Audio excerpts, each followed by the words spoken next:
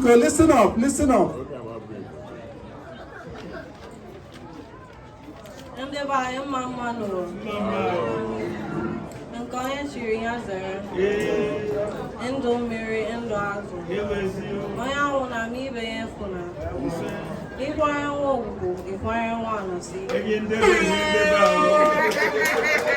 Because come here. You don't want to also go home. Give Pota is an osike. I am quite a home one osike. Aha mbọbere nwaada Chinazụ Okonkwo. Nna m bụ Ichie Aloy Okonkwo na nne m bụ Chioma Okonkwo. Ụmụnne m bụ Kesi Ozioma na Eva Chioma Okonkwo. Anyị niile so n'otu Fada Pita Charity Group. Achọrọ m ịkọrọ unu maka otu Fada Pita Charity Group. Otu Fada Pita Charity Group bụ otu ụkọchukwu Fada Pita Mojoekwu wubere. Fada Pita Mojoekwu bụ nwa afọ Osumeyi nke dị n'okpuru ọchịchị Nnewi South na Anambra Steeti. Fada Pita bụ onye ụkọchukwu Nnewi Diocese dị na Naịjirịa. Fada Pita bụ onye ihe gbasara ndị ọzọ na-emetụ, ọkachasị ndị ọrụsị, ụmụaka enwe nna.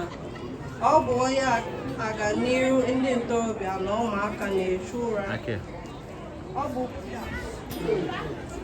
Ọ bụkwa onye nkwalite asụsụ na omenala Igbo na-amasị m. Ọ bụ maka ihe ndị a ka o ji malite otu ndị a. Kedu ndị bụ Fada Pita Charity Group? Fada Pita Charity Group bụ otu atọ na-arụkọ ọrụ ọnụ maka ọdịmma ndị mmadụ.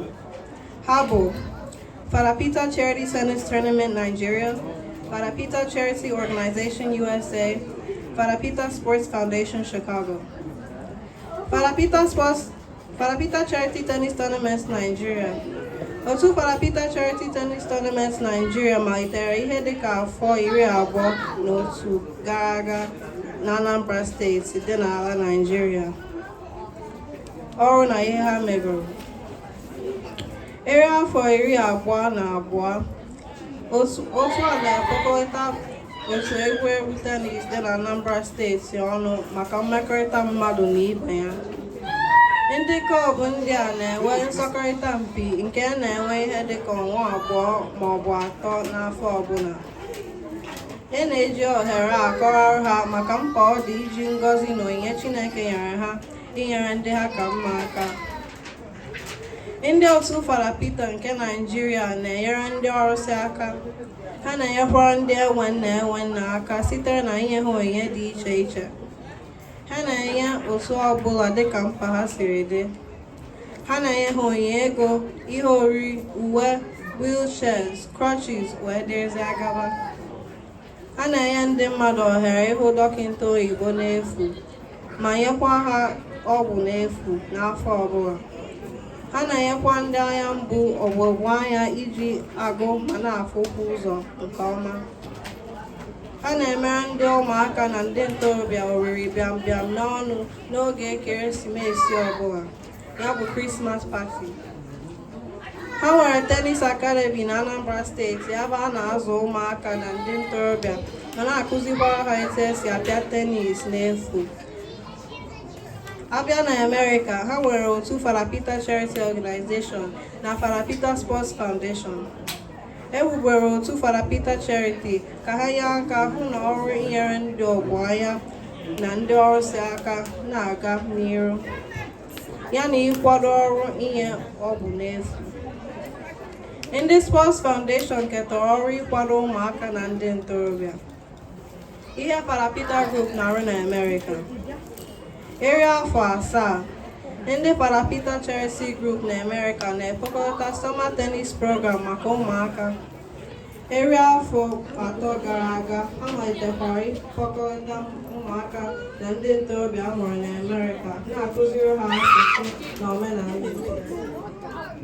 Ha nwekwara ụmụaka ndị si Canada na Great Britain so n'otu a.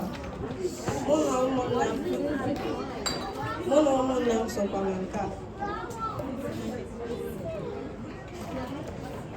N'ọnwa Julaị, otu Fada Pita Charity Group malitere obi egwuregwu Naịjirịa. Obi egwuregwu a ga-abụ ebe onye ọbụla nwere mmasị nwere ike ịga na-akwụ ụgwọ. A ga-enwe egwuregwu bọọlụ ụkwụ, lawn tennis court, volleyball, basketball, ebe na-egwu mmiri nke a na-akpọ swimming pool. A ga-enwekwa nnukwu ụlọ ọgbakọ maka mmemme ndị Fada Pita niile. N'ụlọ ahụ ka ngwa onyinye ha ga na-adị.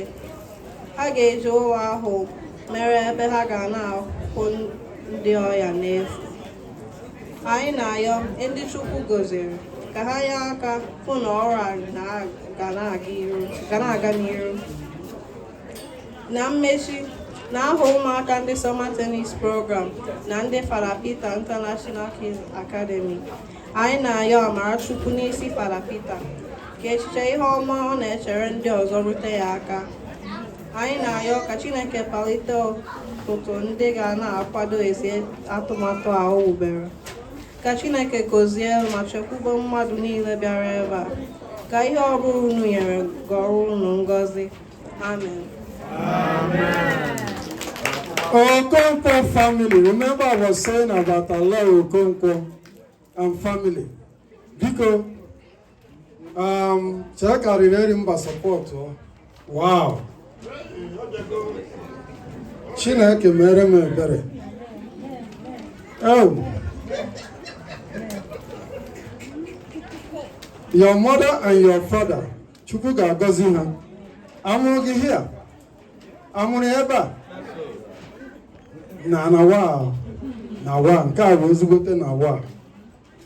This is beautiful. This is beautiful. I remember how many years ago this young girl not here. Na Linwood. Now my park na Linwood. I na Fada P mere ihe. This girl surprised everybody. This girl surprised everybody. It was all over the news. I posted it all over the place. And this is why, ọ na-agụ na church ọkwa ya? Ọ na-agụ n'ụlọ ụka. This is why I ji akpọ ya gịnị aka ochie. Ọ because na omego okenye. Or because na ọ master go Igbo. Master Igbo. Na-asụ ya fluently. Karịa ndị nteje. Vito, send this young girl. Send